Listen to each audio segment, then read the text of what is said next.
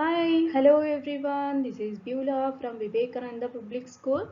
Now we are in part 2 of the fundamental unit of life. In our previous class, we have discussed about the definition of cell, discovery of cell, different types of organisms, different types of cells, and also we have talked about the three basic components of cell, right? So in this class I'll be teaching about cell organelles, a difference between animal cell and plant cell, and the cell division.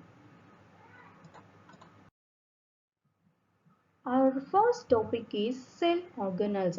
We will start learning about cell organelles with the definition. Inside the cell, there are different parts performing different activities to keep the cell alive and functionable. These parts are called cell organelles. Eukaryotic cells contain membrane enclosed cell organelles in the cytoplasm. Now we will learn some important cell organelles: endoplasmic reticulum, Golgi apparatus, lysosomes, mitochondria, plastids, and vacuoles. First cell organelle is endoplasmic reticulum. It is a membranous network of tubes and vesicles-like structures extending from nuclear membrane to plasma membrane. There are two types of endoplasmic reticulum.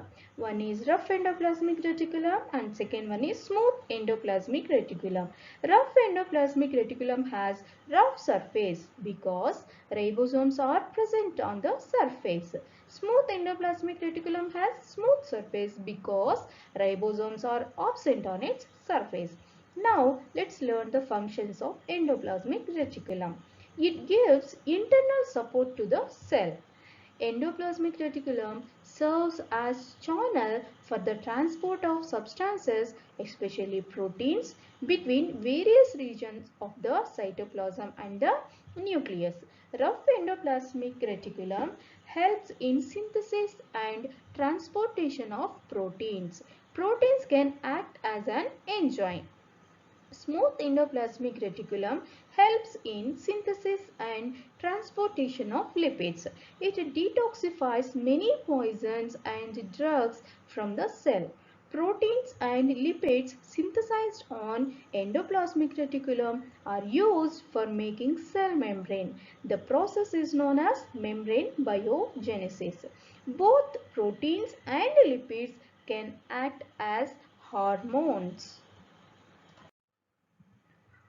Second cell organelle is Golgi apparatus. It was first described by our scientist Camillo Golgi. It contains vesicles that are arranged parallel in stacks. These stacks are called cisterns. These vesicles have their own membranes. These membranes are sometimes connected to those of the endoplasmic reticulum. Now let's learn the functions of Golgi apparatus. Golgi apparatus carries materials synthesized by the endoplasmic reticulum to different parts of the cell. The material is stored and packaged in vesicles. The complex sugars are made from simple sugars in the Golgi apparatus.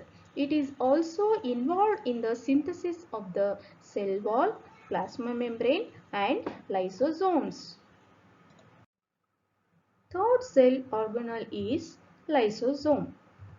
Lysosomes are small, spherical, sac-like structures which contain several digestive enzymes enclosed in a single membrane. It is a waste disposal system of the cell. Now let's learn the functions of lysosome. Lysosomes help in digestion of foreign substances or bacteria and even worn out cell organelles. They provide protection against bacteria and virus. They help to keep the cell clean during the disturbance in cellular metabolism. For example, when the cell gets damaged, lysosomes may burst and the enzymes digest their own cell. Therefore, lysosomes are also known as suicide bags of a cell. Fourth cell organelle is mitochondria. They are small rod-shaped organelles. It is covered by a double membrane. Outer membrane is porous in nature. Inner membrane is deeply folded into inward direction. The infoldings are inward projections of the inner membrane of the mitochondria are called as cristae. They create a large surface area for ATP synthesis. Functions of mitochondria. They are the sites of cellular respiration. They store energy releases during reactions in the form of ATP. Hence, mitochondria are called as powerhouse of a cell.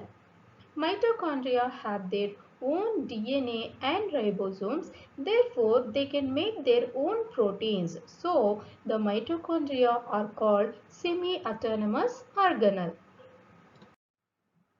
Fifth cell organelle is plastid.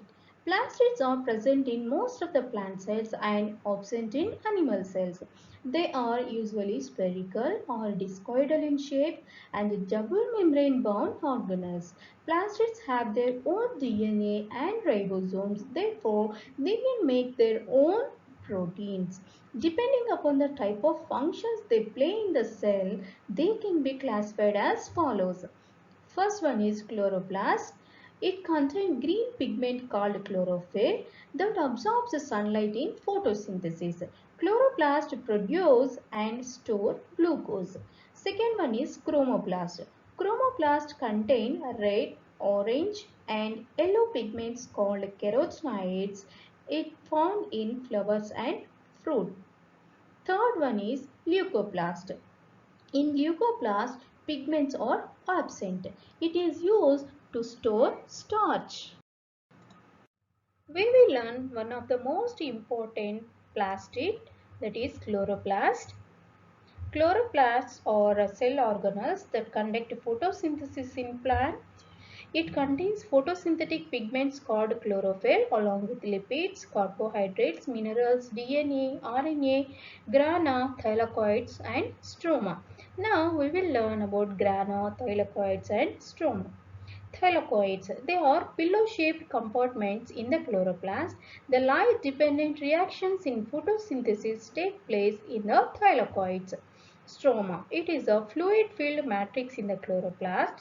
It is colorless fluid that contains all the enzymes that are needed for the light-dependent reactions in photosynthesis. Grana. Stacks of thylakoids are called grana. They are found in the stroma. They provide a large surface area so that the reactions of photosynthesis can take place. Functions of chloroplasts. Conducting photosynthesis in plants, protein synthesis, releases oxygen, storage of starch. Sixth cell organelle is vacuole. Vacuoles are storage sacs for solid or liquid contents. They are present in both plants and animals, but the plant vacuoles are bigger in size than the animal vacuoles. Helps to provide turgidity and rigidity to the cell. Many substances like amino acids, sugars, organic acids and proteins are stored in vacuoles.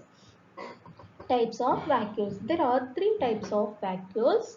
Now let's learn one by one. Sap vacuoles. These vacuoles are filled with a fluid called vascular sap.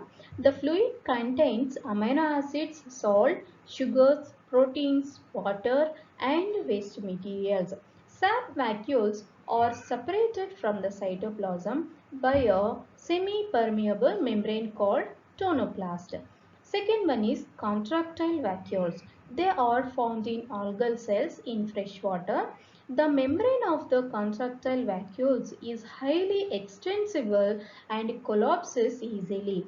The vacuoles are responsible for osmoregulation. Third one is food vacuoles. They are found in the cells of protozoans and several lower animals.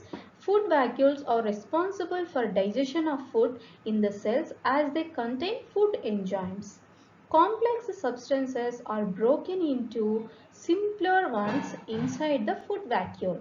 The remaining undigested material is moved to the surface of the cell and thrown out, resulting in excretion. The digested food then passes into the cytoplasm found in single-celled organisms like amoeba. Our next topic is plant and animal cell.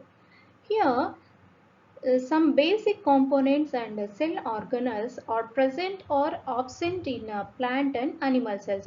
Some cell organelles are present both plant and animal cells. I will be showing these differences in a Venn diagram. Here, plant cells have a cell wall, large vacuole is present, chloroplast also present, flagella is present only in gametes. Here one in animal cell wall is absent, small vacuole is present or vacuole is absent. Chloroplast also absent, flagella is present. Some cell organelles like mitochondria, Golgi apparatus, endoplasmic reticulum, nucleus, cytoplasm, ribosomes are present in both plant and animal cell. Children, you can practice this plant and animal cell. Our next topic is cell division. Cell division is a process by which a parent cell divides into two or more daughter cells. Cells in organisms divide for growth of body, for replacing dead cells, and for forming gametes for reproduction. There are two main types of cell division. They are mitosis and meiosis. In mitosis, two daughter cells are formed. Each daughter cells have the same number of chromosomes. Mitosis is necessary for growth and repair. In meiosis, four daughter cells are formed. Each daughter cells have half the number of chromosomes.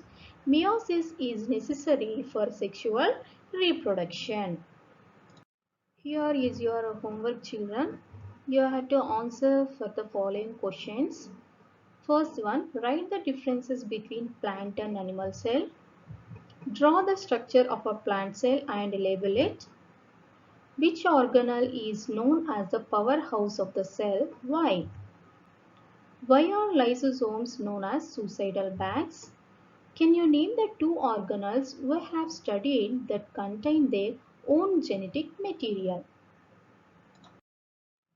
Thank you.